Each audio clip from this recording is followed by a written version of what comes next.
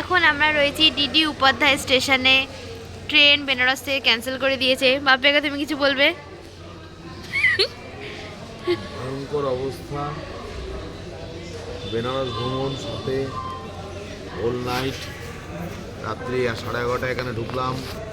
Whole night 6টা পর্যন্ত আমাদের এখানে কাটাতে হবে। হেকটিক জার্নি, ভ্রমণের সাথে অ্যাডভেঞ্চার ফ্রি। আপনাদের ভ্রমণ এরকম হোক। আপনাদের যদি এরকম অভিজ্ঞতা হয় আমাদের জানাবেন, আমাদের মেল করবেন, আমাদের অভিজ্ঞতা আরও শেয়ার করব। আপনাদের শুভ হোক এবং এভাবেই জার্নি হোক। ধন্যবাদ। আন্টি, তুমি কিছু বলবে? আন্টি শীত করছে খুব। সন্তোষ ওঠ, পিকনিকের মাংস আনতে যাবো। রাজন না ঘুমাচ্ছে। আমি আর পারছি না। মা কিছু বলবে? মা ফোন দেখে যাচ্ছে। বনু বিশাল ঘুমাচ্ছে। বাবার কথা তো ভাবি দাও। বনুর মুখে পাতুলে দিচ্ছিল। আর এই যে লোকের অবস্থা স্টেশনের। রাত্রি 2:08 বাজে, আমাদের ট্রেন ভোর 6টায়। কতক্ষণ আমরা জানি না কতক্ষণ জাগতে পারবো। আর জেগে উঠলে বাক্স পাটরা কটা বাড়ি নিয়ে ফিরতে পারবো।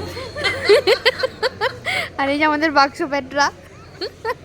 আপনারা গুনে নিন। দুটো লাগেজ আছে, এই পরে লাগেজকেও মনে হচ্ছে পরে সব কটা তিনটে লাগেজ আছে।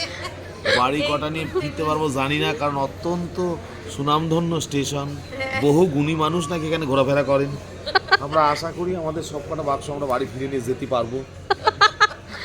আর এই হচ্ছে আমি। আমি ক্যামেরাম্যানকে বলবো যে আপনি ক্যামেরাটা ঘুরে ঘুরে দেখান যে আশেপাশে কত গণ্যমান্য মানুষ বসে আছেন। আপনারা দেখলেই বুঝতে পারবেন কি ভয়ঙ্কর পরিস্থিতিতে আমরা আছি।